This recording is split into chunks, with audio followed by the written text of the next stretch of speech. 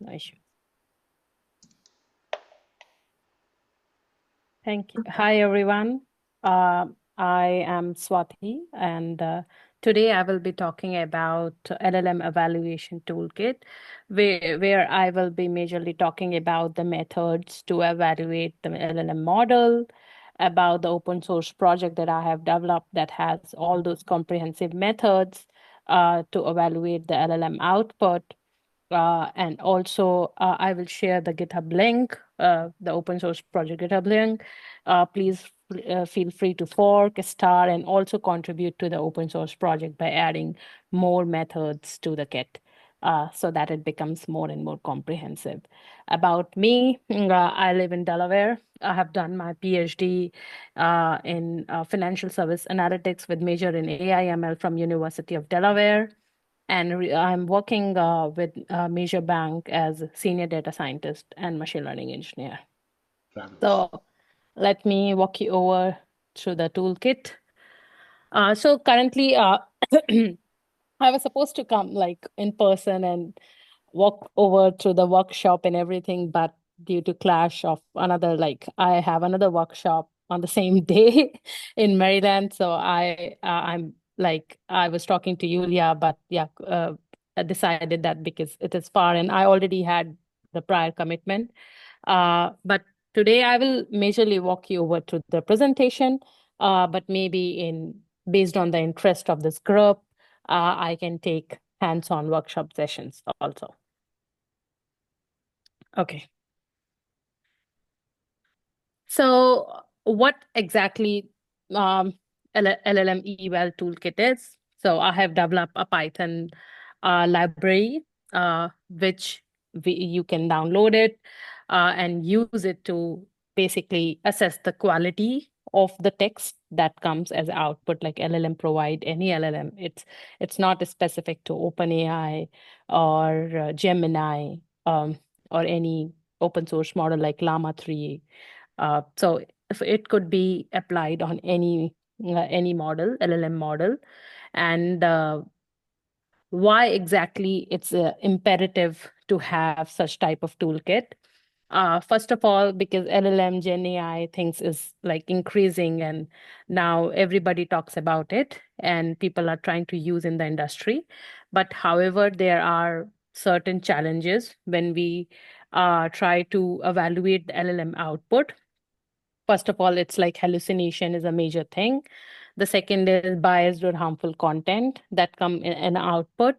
Third, it could be incoherent, like whatever question you ask, it is not related to that. And this toolkit is actually helping to assess. It gives you a number to check if there is a hallucination, there is a biased content or not, and how LLMs are different. So I'm not going in theory of LLM as of now. Maybe I can take another session to on in the theory and with a small use case, how to use LLM on a business use case. But let me give you a brief how LLMs are different from traditional models. So just 5 minute talk about it. Uh, See, in traditional model in machine learning, we have a training distribution. We have the data available. Like you, for example, logistic regression or XGBoost, you have the training data set, you train it, and then you test it against your production distribution or testing distribution, I would rather say. Here in LLM, we know that it has been trained on open like model, like open data which is available on web, but we don't have exactly what training distribution has been used to train these GPT models, right? OpenAI or Gemini. And like if even they are trained on like Wikipedia, Stack Overflow, or news data, and so, but in real term, when you apply to your particular problem, like enterprise level problem, the training distribution is far different from the production level distribution, and that's why it is imperative to evaluate the output of the LLM. So there are different this toolkit that I have developed. It is using different kind of technique. It is using model based evaluation where I have used NLI inference, already state-of-art models like Roberta, a small language model. Sorry, I think. Are you able to see the screen back? Okay. And also it check the diversity of your output, readability, fluency, semantic understanding. So this is the overview of the library that I have developed. So you pass your question, response, and reference. So question is the query that you have asked from the LLM. For example, what is the capital of France? That's the question. The response could be Paris or Italy, hallucination, for example. And then reference, like you already have a reference, ground truth. So reference could here be like if you have heard about RAG, reference could also be the content if you don't have the ground truth available. So I will let you know, like if you don't have ground truth data, then how you can use the context that if you are using the RAG architecture, you can use the context chunks that you get even as the reference. So there are different technique I have used, like for assessing the text quality, I have used the technique value score, Roge score, BERT score, Meteor, and CHRF. For safety, I have used the models, your pre-trained models for bias detection and hate speech. For hallucination, I have used different NLI technique, heuristic technique to detect the hallucination. And also the major benefit of this toolkit is that I'm using a small language model. So you must have heard large language model, but in this toolkit, I have used small language models. Why? Because the small language models are easy to download. They are not that heavy. So when you download this model behind the scene, it also downloads the small language models, dbert v small, which is used to basically detect the toxicity and hate uh, in the output that LLM is giving. And distill BERT I have used. Instead of using BERT, which is a very large model, I have used the distill BERT that provides almost the same accuracy, but is easy to compute and and takes less space. Now, when we assess the text quality, there are different techniques that are available in the literature. Uh, Let me compare bit by bit with the traditional also. When you check, like when you work with traditional machine learning model, you talk about like accuracy, you talk about F1 score, you talk about precision, recall, all of these techniques, right? And how you do it, you have your ground truth data available to you, and then you compare it like true positive, true negative, false positive, false negative, all of that. Here also we use some kind of a similar thing, but in a different context. So let me walk you over through Bellew. So Bellew is a technique which measures the precision of n-grams sequence of n word. So for example, you have the output, you have the reference. So how Bellew checks, it checks how many words are overlapping in a ground truth sentence and in a reference sentence. That's how Bellew work. So if the words are overlapping between your ground truth, the reference, the sentence, and your output, then that's a good, like LLM is giving a good output. So higher the number, it's measure the good quality. Then comes the Roge score. So Roge measure the recall of n-grams between a candidate text and a set of reference text. Unlike Bellew that measures the precision, Roge focuses on how much of the reference context is captured by the candidate. And that's the formula. So based on the longest common subsequence, it captures the sentence level structure. It is good for text summarization evaluation. When it comes to measuring your text quality, Meteor is also one of the popular metrics that's used in the literature. It addresses limitation of value by incorporating unigram precision and recall based on exact stem and synonym matches. Also consider word order through a fragmentation penalty. So if the words are not in a, so Bellew and Roche are only checking the word if that word is there or not, but it also checks the sequence, how the words are in the sequence in your output, as well as it also checks synonyms. So for if there is a word which is not the exact match, but it is a synonym of that word, then it consider that it's a relevant output. Now comes character level F score. So instead of complete word level scoring, it checks character by character, and it computes the F score based on shared character engram and word engram between the candidate and the reference. So these are the formulas. So Meteor basically do unigram matching with the stemming, and synonym matching via WordNet technology it used, and paraphrase detection is done by Meteor. However, with CHRF score, it do the character level evaluation. It is language agnostic, so you can use for any language other than English. And it is better for morphologically rich languages, and we get the F score of character engrams. Now comes the BERT score, which is very important. And for this, in place of BERT embedding, I have used a still BERT embedding to compute the cosine similarity between reference and the output. So it gives you the precision, recall, and FN. So instead of exact lexical matching, it calculates the cosine similarity between the contextualized embedding of token in the candidate and the reference sentences. This allows for soft matching where words with similar meaning contribute to the score.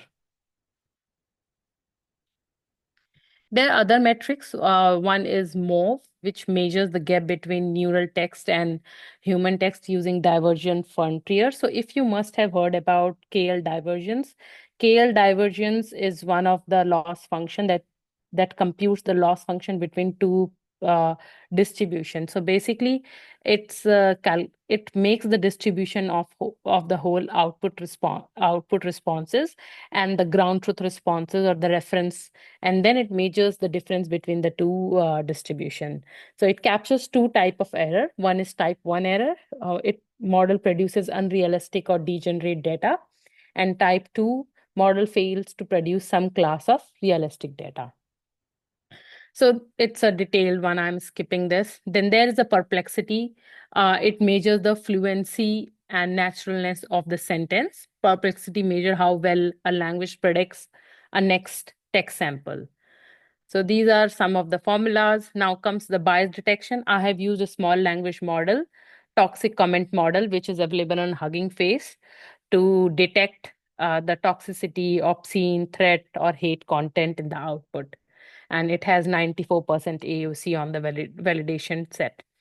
Now for hallucination detection, I have used multi-facet model, which is a weighted combination of your numerical check, semantic similarity, entity verification, and NLI detection. So in LLI, we split generated text into sentences and compare each sentence with referent text. So it's basically a classification model that classifies your output into three things. One is entailment, contradiction, or neutral, and gives the average contradiction scores. For example, this is the hypothesis: the sun rises in the east, and the premise is the sun rises in the east and sets in the west. The NLI model which I have used is DBERTA model, and it gives the output. Okay, if it's entailment, the output should be the sun rises in the east. If it's contradiction, then the sentence would be like the sun rises in the west. And if it's like the sentence is like the sun is a star, then it's a neutral. Some part is overlapping with the hypothesis. I have also used heuristic techniques, which we call like regex pattern, to detect the hallucination.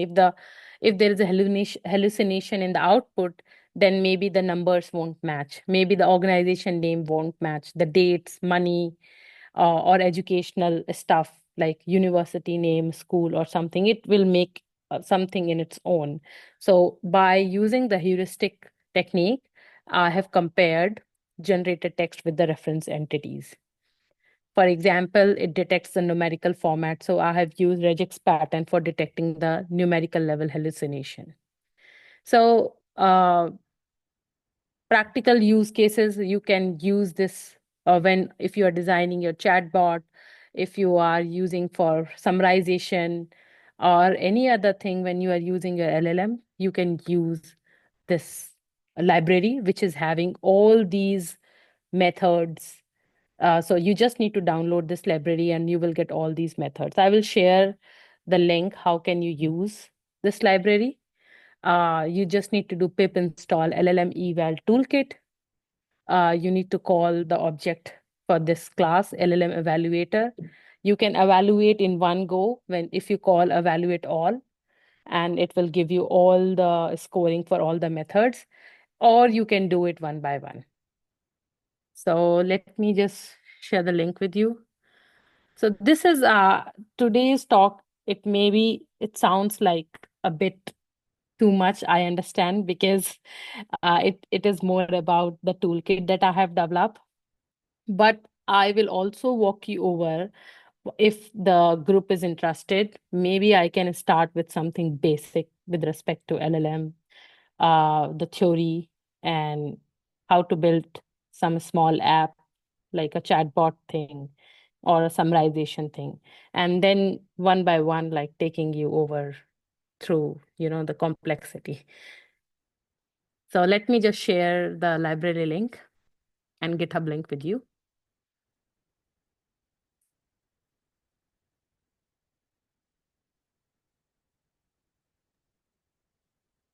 Very nice message in the chat, by the way.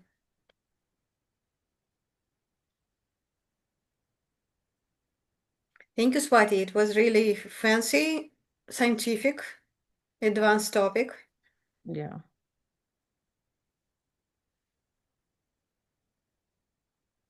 I see Judith is making a round of applause to you. Thank you. That was great. Thank you so much. Very clear, very well put together. I really appreciated it. Thank you, Judith. Judith, Thank you, you Maureen. joined late. Do you want to say a few words about yourself? Okay.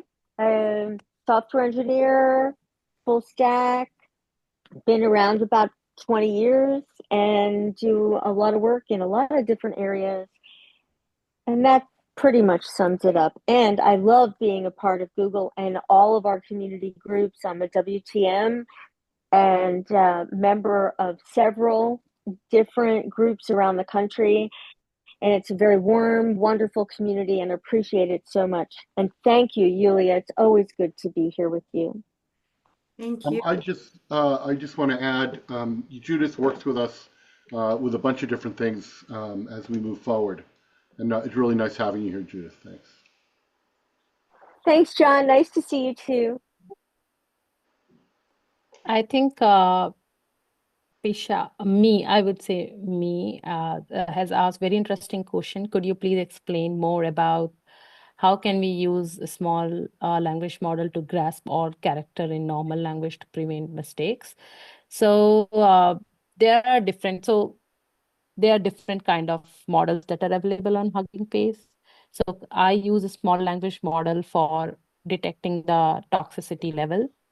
Uh, because which it is already pre-trained and I just include in my library. However, there are different kind of a small language model that are available on Hugging Face for detecting the character level hallucination, for detecting the word level hallucination. So you can download it and you can contribute to this library, the open source package, uh, by downloading the Hugging Face. That is the small language model that only focuses on character level thing, right? And contribute to this package, and that's how we can use, like any other person can use it, and you can say that it also has the character level hallucination detection that way. Yeah, thank you so much. Thank you.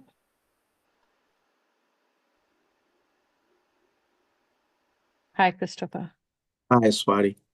Is this a good time to ask a higher level question Yes. about what you did? So I have three experiences, and maybe you can correct my impression. Number one is going to this place called Hugging Face, which has so many things in it. And number two is finding some kind of very famous tests for every LLM made by like psychologists and, biology PhDs to test the ability of the model to whatever make, learn from the training data and make new thoughts. And then third, it looks like there's like 50 or 100 or a gazillion other tests, right, that were made not by like famous PhDs, but by all sorts of other people. Did you write these scripts as sort of your own inspiration of, how to make good tests, clean tests, simple tests that we can understand, that just a subset of all of those tests? Or did you pull some of those tests and put them together in what you thought was a good toolkit? Or did you do something totally different from what So I just I said? did the second part. I did the literature review of the methods that are commonly used, popularly used, but they are like one you can find there, like you have to download from value, import value, import rows. So you have to download these packages differently. And even like for toxicity or for hallucination, regex pattern, you have to write your own function for that. So I have made a toolkit by combining all those methods. The regex pattern or a small language model is something that I thought that we can also include in it, but it's not like the model does not exist. It exists on Hugging Face. I just took the inspiration. Okay, this is the model, which already doing toxicity detection or bias detection. Let me use this model in this package, so that the users will get everything under one umbrella.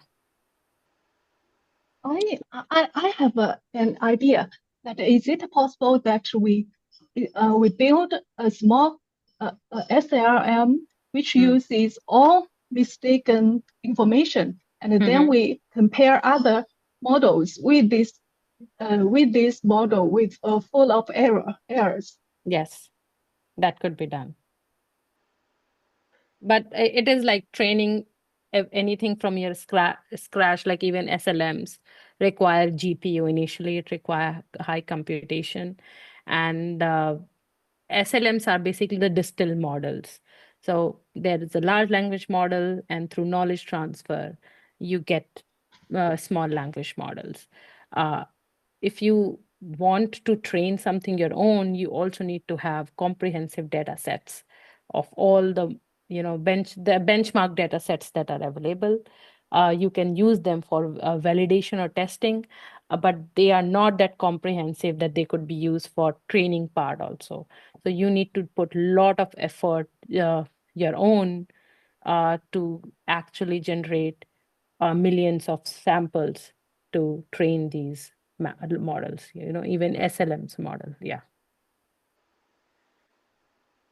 Thank you. So hi, this is Bard. So I have a couple questions. So when you were developing these models, did you have a particular domain you were working in? You mentioned you work for banking, or is it more universal than that? So these are universal. These are not specific to banking. This toolkit is more universal. If I need to use in banking specific, apart from these models, I also need to create some heuristic models that have like banking formulas. For example, if I use FinAgent, for example, for wealth advisors, and they are working on portfolio data, fund universe data, or investment analysis. So I need to have the heuristic for calculating PE ratio, debt to income, something like all those matrices they use. I need to have heuristics for all of that, to validate if the output, like if LLM is giving hallucinated output or not. Apart from that, there are technique like within the enterprise, we have RAG architecture that is available to us. So we feed in a lot of data into the vector database, and then at enterprise level, we develop a functionality of citation. So if LLM is giving an output, we also ask LLM, what is the source of your output? So we get the source back. And then we also take feedback from the customer, like or dislike. If you are liking, if the source that it's provided is correct or not. So if it's correct, please during the testing time, right? If it's correct, then it's fine. Like the content is good, LLM is behaving nicely. If it's not, like they dislike the output and even the source is not valid, then we check how our LLM architecture is behaving. Do we need to apply re-ranking technique? Do we need to add more content because LLM is hallucinating, because the content is not there and the question that has been asked is out of context? We also need to put guardrails. Like if we have designed wealth advisor, it cannot ask how to make a chemical formula for something so and so. So we need to check and have the guardrails for prompt injection, and also define the role of that particular LLM, and it behaves in a particular setting. So there are a lot of things that goes on.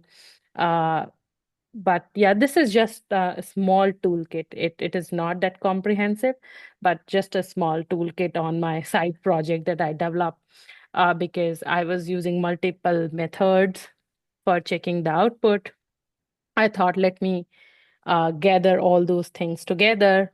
And instead of using large language models, I should use a small language model because I use it on my personal computer, right? I don't have so much computation thing available to me. So I thought I will prefer to use a small language model for some of the part.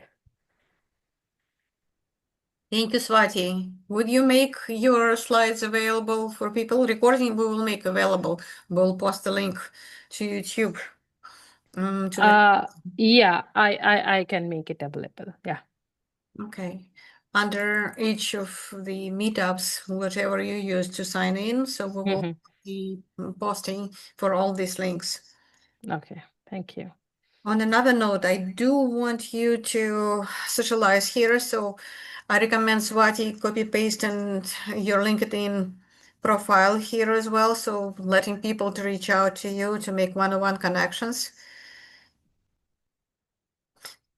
I will show how I do it. And you, each of you, not only Swati, you're welcome to do that, everyone. So we just noticed, looks like Judith had a question. Sounds like testing and training can be done in parallel. Yes. So usually, like because when we work for a like finance organization, we are not a technology oriented, so we don't prefer to train these models from scratch. Usually, like technology companies, Google, Meta, OpenAI, these training these model is like their forte. They do it and they sell it. But we are like a banking organization. That's not our forte to develop and sell these products. So we use the language models that are available in the market. It could be OpenAI, Gemini, or any other model. However, what we do iterative prompt engineering, vibe check. We do how the prompt. We divide the prompt in two parts. One is system prompt, another is user prompt. We do the iteration of the system prompt to define that the LLM should behave in a particular way by giving certain set of role to that particular LLM. And the user prompt, we do continuous check of the user prompt, as like we have a guardrails. So in the pre-guardrails, we check if the user is asking any malicious query, or if the user is asking any out of context query, which is different from the role we have set in the system prompt. If we have set the role like wealth advisor, and the user is asking something else which is not related to investment portfolio or fund something, then we say that this is not the role or defined thing, something like where we have to tell the user that you are asking the wrong query. So yes, training and testing could be done in parallel, but by training, I mean to say we are not training. We are doing fine tuning. We are doing prompt engineering. And the major time that goes on in developing the guardrails and evaluating. So although LLM has reduced the development time, but it has increased the evaluation time. And it is never ending. Thank you for clarifying that. Okay. I was wondering if you can describe more. I mean, you just kind of got to the, so what you're talking about is how, training and testing in an AI space and an LLM model, because these are huge models and huge data sets. And, and your tool is using small models, which makes it much more portable. And those models are generally based upon other training data that's been, developed over, 5, 10, 15 years. So, kind of like a typical ML life cycle, how, what things do you start with and how do you, so you didn't do a lot of the, training yourself, because training is a very specific task for ML that can take a very long time, right? Yes. Like contrary to the ML models, like the traditional ML models, I would say, like we do the training ourselves. But in terms of LLM, because the data is really huge, they require a lot of data, like billions of tokens. So we prefer not to train them. We prefer to use technique like reinforcement learning, prompt re-engineering, and guardrails, defining the role by intacting the policy document and policy prompts so that it behaves in a particular way and we keep iterating things. Yeah. All nice questions. Someone did mention about something about vibe coding. Remind me, who was that?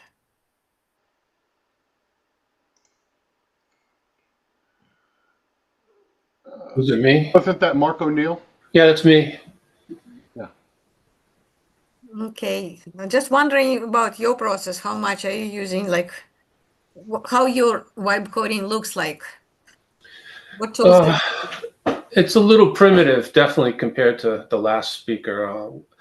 I wrote an auto IT script, and I use excuse me, Google Docs. So I use the voice typing on that, and with the auto IT script, it copies and pastes it into Open Router, and then I copy and paste that code into VS Code and run it. It's it's like a slideshow thing for interactive brokers for trading stocks. Mm-hmm. So I want to eventually, of course, use a model that can see my tree and streamline that, obviously. But I like it's working so far. It gives me a little time to think in between, posing the question and getting the code and pasting it.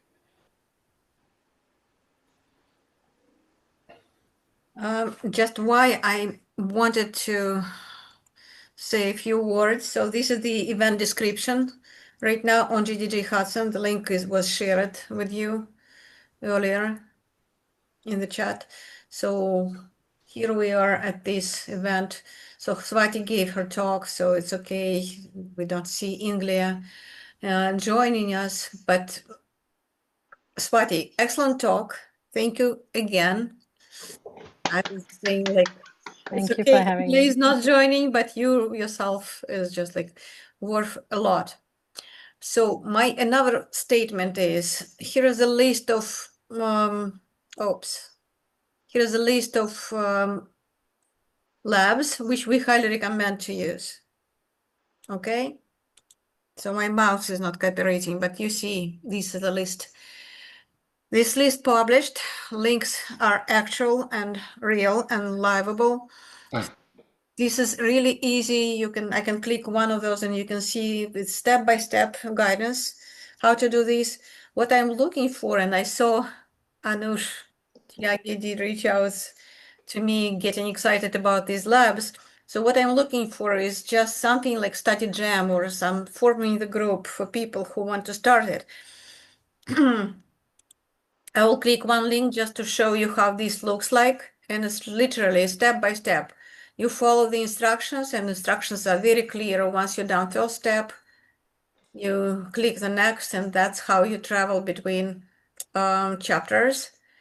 But also the sequence of labs is meaningful, starting with the very basic introduction to Gemini on Google Cloud here, and then yoga pose recommender. So all these labs are really like hands-on while you're building something which you can use right away. And we have more advanced labs which people are already using to build their own startups, right? From the agentic SDK, right? Just think about building your own project, calling different agents. Hey, agent, do this. Hey, agent, do that. It's like calling your own genie, orchestrating your agents. Saying that that's what I wanted to bring up as the opportunity, and I want to see if anyone is interested to collaborate on that. This would be wonderful. I will go back to the GDG Hudson, and this is a list of all events we have. So right now we are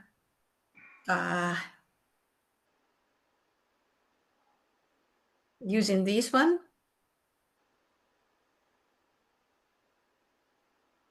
And then it will be in person in September meetup. It's really, we do recommend you to attend all the possible events, but the main event for us, or like epic event for us, would be the Dev Fest in Troy in person. And we will record all talks for those who cannot make it in person. There is nothing better than take it in person. Like Swati. Swati can't be there. I'm sorry you can't be, Swati. It'd be great. It's going to be a fun event. Yeah, actually, I do have, I'm taking LLM workshop on the same day in Maryland. Yeah. Understood. You have the conflict scheduled. Yes. They're expecting about 400 people and awesome speakers. Just let me explain a little bit here. Friday night, we will have the free parallel workshops, hands-on, 2+ hours each. So that's where you will learn different things. What I really want to point is for beginners is comparing AI Studio and Gemini Canvas by Alice. This is for total beginners. You will see how to start, and you will have something built right there, unless you want to do labs by yourself. I just want to say Alice Killer is a brilliant presenter, and she's very fun and engaging. She's a elementary school teacher, or she's like a primary school? Yeah, middle school teacher. Middle school. So, it's not going to be some, I want to say, some with using big words. Yeah. She's really fabulous. Really That's great. awesome. You guys have Alice. Anyone who goes is in for a treat. Yeah. I've seen her speak a few times. Yeah. Alan is awesome. Actually, each speaker is awesome. If you will just scroll down, you will see all the speakers here who we already secured for you. Oh, no photos, really? Okay. There are photos on the real website, so you can see all these amazing people. We're still in the process of putting together the final roster, but I'm really excited that all these people are coming. They're all fabulous, and we're looking to have more. So we're still in the process of doing it. So it's great. Okay. Do we have more questions here? Judy, if your LinkedIn seems failed. Sorry, I just put it in there, but you can just look up the user, She Code the Web. That's me. Okay. Oh, I see what's missing. Your IN is missing. Yeah. It's not linkedin.com/shecodetheweb. It's linkedin.com/in/shecodetheweb. Yes, good point. Yes, that's exactly what happened. Yep. Nah, you just can't get good help anymore. That's all it is. Marisa, Thank looks like you. you are very experienced. So we really want to hear sometime from you. Are you ready to give some lightning talk right now? Or you would like to schedule and do it in our virtual event? Not to put you on the spot or anything, Judith, but you know. No, that's not nice. I can't do it unprepared. I'm so sorry. My neurodiversity will not let me just do that. I'm Okay. sorry. Yep. No problem. This is Good. okay. Well, And if I'm you really want, happy everyone came. yeah, and if you want to submit your talk, Judith, go ahead. Time is ticking. I did. I spoke to John already. I didn't see anything. Excuse me. Oh, okay. Well, Yeah, no, you did speak to me, but we're expecting to see something actually in Yeah, that in in the the official Boku, form. so that we oh, can absolutely, absolutely. And is there a deadline date? tomorrow. How's that? Oh As my usual. gosh, I'm so sorry. I've been asleep on that. I will get No, it no, in. I'm making up the day, but we need it soon rather than later. That's all. Oh, It I'm should so be gullible. 2-day event, like 1st November and 2nd November. Yeah. Yeah, There yeah, are, yeah. yeah. Okay. All right. Well, I'll get on that and thank you. Marisa, I still want to hear from you a little bit. So sounds like you have a lot of experience with GDG and with different groups. That's why we do GDG, because cool people actually getting together. Birds Yeah, of I fever. totally agree.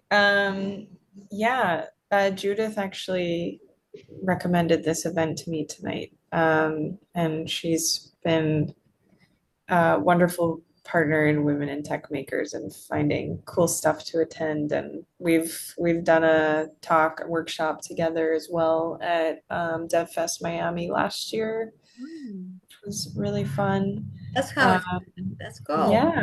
yeah. I guess I've kind of dabbled between organizing and speaking. Since DevFest last year, I've been doing a little more focused on speaking and kind of my own stuff rather than organizing. But I love doing both. I think, yeah, it's so rewarding, and you just meet so many cool people. Like I've been connected to people from all over the world, not just within my community. Have you Where I used connected to with work. a GDG in Brazil? Not yet. I would like to. I'm following a couple people on LinkedIn, so I'm curious to see if they have a dev fest around here. I think Cool. that would be Well, they fun. should. I mean, there Yeah, is Brazil, right? yeah. What city where are you in Brazil? I am about an hour and a half south of Sao Paulo, Okay. and it's called Santos. Santos, that's right. I took Yeah. a boat to São Paulo a long time ago. Oh yeah. We landed in Santos. That's where the beach is. Yeah, yeah. Apparently it's the biggest port in South America. So there's huge boats coming in here like every night. Oh, It's very, cool. Cool. very cool to see. That's basically the link for all kind of GDG is very simple. You do GDG community dev, and you see which town is the nearest to you. Yeah.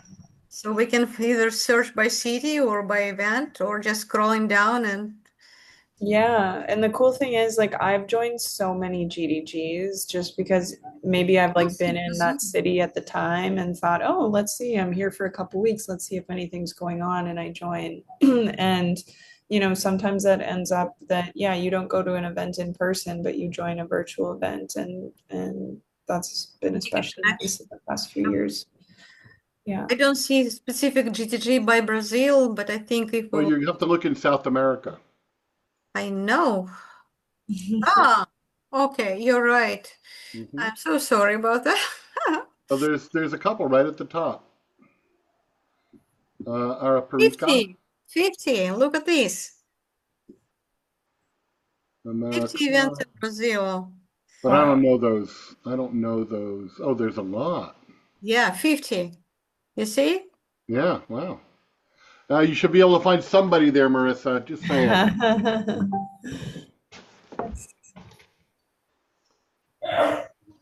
Cool. That's how you find the birds of feather, sorry. Birds of a feather. Right. What's that? Still sucks, I know. Biggie Mai, can I put you on spot? Is she still around? Yes, she is. Yep. I'm here. As the professor for teaching Intro to AI, do you find this useful? Doing projects? This specific presentation, is it applicable to you? Do you see how you can collaborate with our guest speaker, Swati? Yes, for sure. I have so many questions because I recalled one of my projects. I remember when I was a student, I've been working on natural language uh, processing, the model, and I was just preparing the data set itself, and it kind of reminded me how the project actually looks like. We were lucky to present the project at Princeton University, and since then it's been like almost 3 years. And yeah, definitely.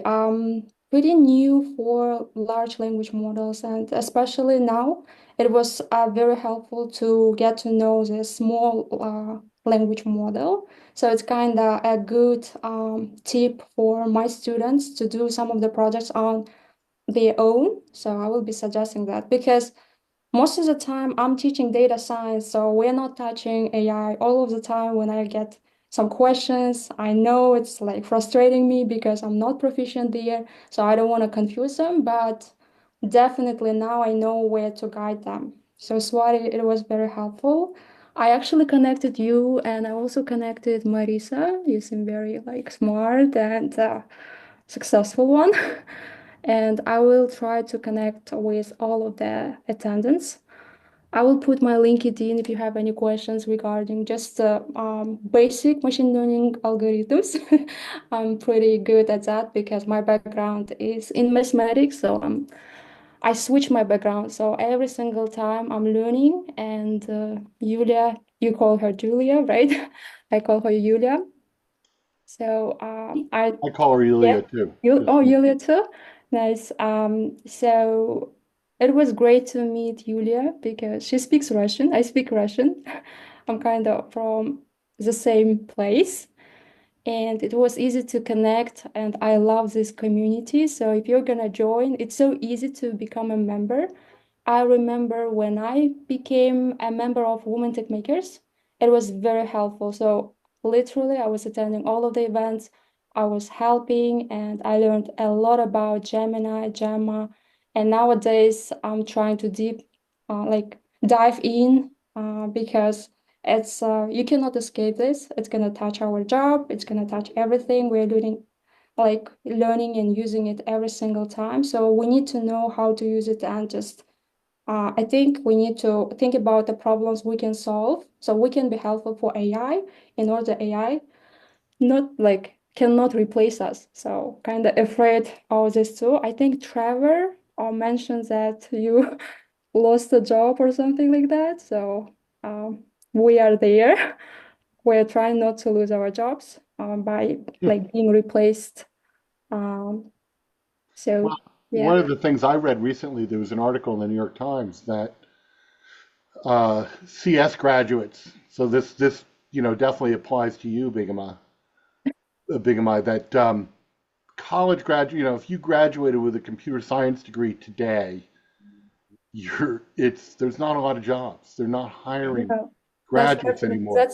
that's a problem because I am in academia, and every single time I can hear how talented students they are struggling to find a job, and it's not about job market, it's just being um, replaced. For example, so many things may be automated nowadays, and AI is the main tool that can automate many things for us. For example, I'm teaching them how to deal with data, so all these things are automated, but I think we still have hope because AI is failing somehow. So that's why we have like measurements, matrices, and so on. So Hmm.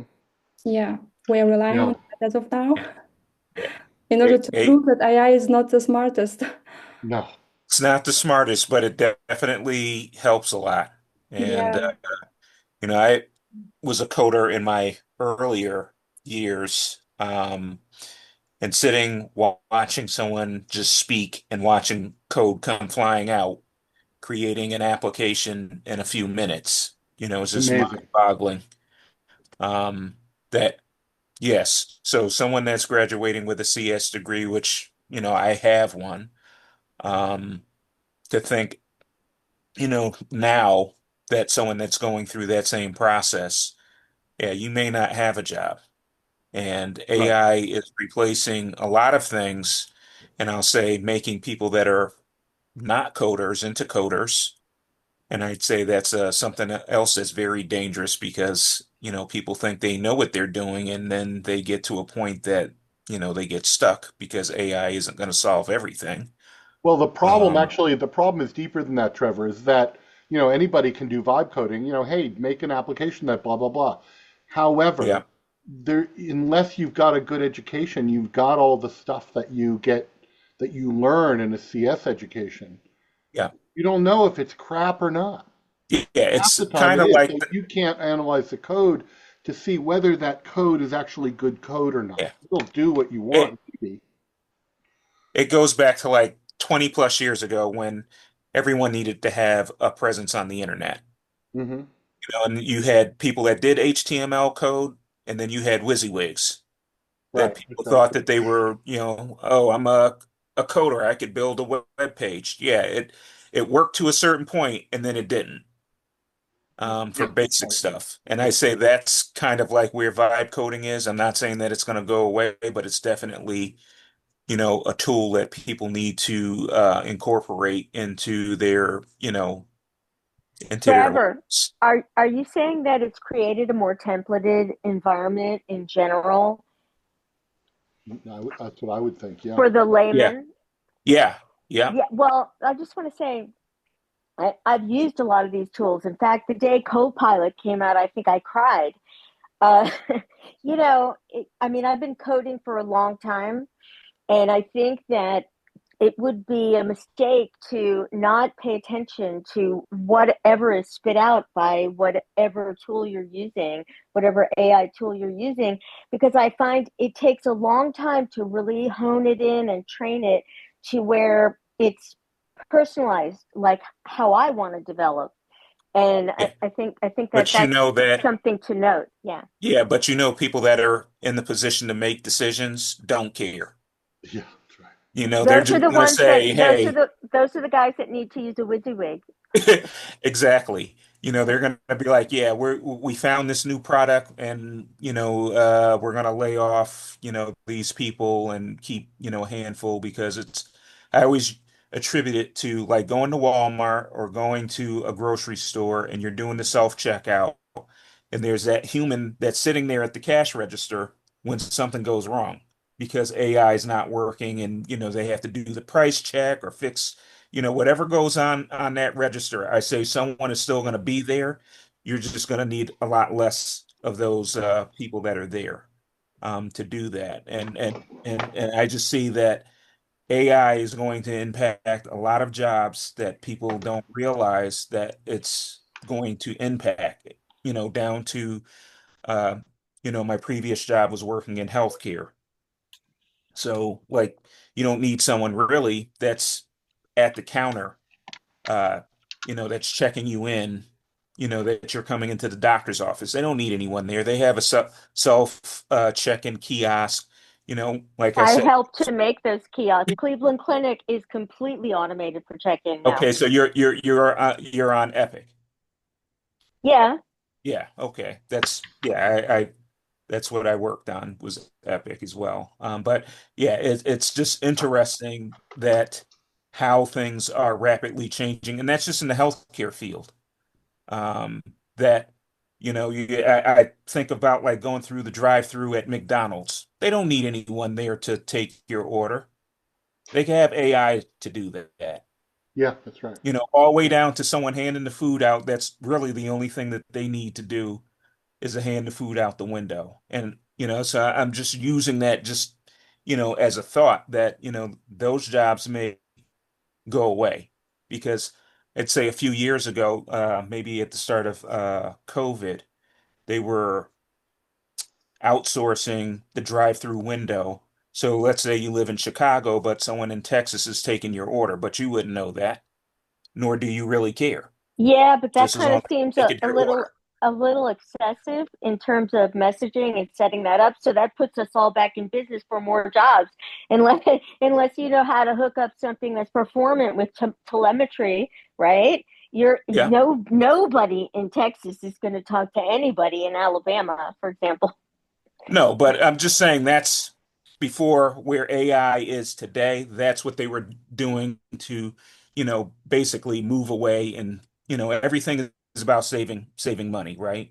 100%. Everybody is trying to save money and make money. And I just, as I said, I just don't see those jobs, those kind of, service jobs, being around. You'll have a human in the loop. Maybe you have three people that work today. Maybe you don't need three, you just need one person to work. Or, you had 10 or 15 people, you don't need 10 or 15 people. And, me coming from if you've worked in an Epic shop, um, like I told my former team, I went out with them last week. I'm like, you need to be worried about your job. I worked, with extracting data from a database. I'm like, the NLP isn't that far away from, taking your job. And, if like with so Epic had a user group meeting this week. And I guess it was heavily focused on AI. Um, so a lot of things are coming out, related to AI to, as people say, streamline, you know, be more informative in terms of information that they're giving. And I always say, be worried, be very worried. You know Not what I saying always that say when people all talk new to me jobs. about like how there's this big cloud of doom over AI, right? Three words, pull the plug. It's connected to electricity. That's what they always taught us way back when. If something's wrong with the network, everybody reach down, pull the plug. Hey, accidentally trip over the cord. That's right. That's great. But yeah, it's definitely interesting. There's going to be obviously jobs that are coming out of this, but maybe it won't be the same of what you remember it to It's an be. adjustment, I think, of the business model Exactly. overall, right? Right. Exactly. And I don't want to age myself, but I will. I remember um, when they were bringing computers into the jobs, and people were like, "Oh, I can't use that. I'm used to doing it the paper way." And like with anything, everything, you either learn or you fall to the wayside. You either embrace it or move away. That's what my next talk is going to be about, how to pivot now, all of us, because Yeah. we have a lot of skills we have to gather in on and get ourselves back out there, maybe with a little bit of a different business model, like you said, Trevor. Yeah. Yeah. I put Uh, the link for YouTube right there, so I just want you to at least to give it 10 minutes to watch. It's really thought provocative, then it's starting to be more advertisable, but actually this is a huge opportunity for us. If you stop thinking about it the way you used to think, just start watching it and probably you will get the hope. It's great. Okay. Swati, thank you once again for being our best speaker ever. I did publish the link for submit your talks for everyone actually. I do recommend you practice your talks. Submit your talk and come talking at our meetups. Just share your experience, share your vibe coding. Whatever you've done, just come and show and tell. You are not limited to present on DevFest. It's huge responsibility, I understand. But still, we have meetups like this one, and you are very, very, very much welcome. Yes, please, pay attention to our website and come to our other meetups. In Uh, person, we've got, come in remote, person if you can. September, hold on, let me just bring that up. September September, 10th, we're meeting in Troy. Troy. Where is it? Sorry. Hang Full on. location, center of gravity, yeah. So all links are published on chat. If you click three dots, you would be able to save the chat. And we will publish this video with recording. And I have to say, I really appreciate each and every of you who spent time with us. I will stop recording right now, but feel free to do whatever you want to do and say whatever you want to say right now.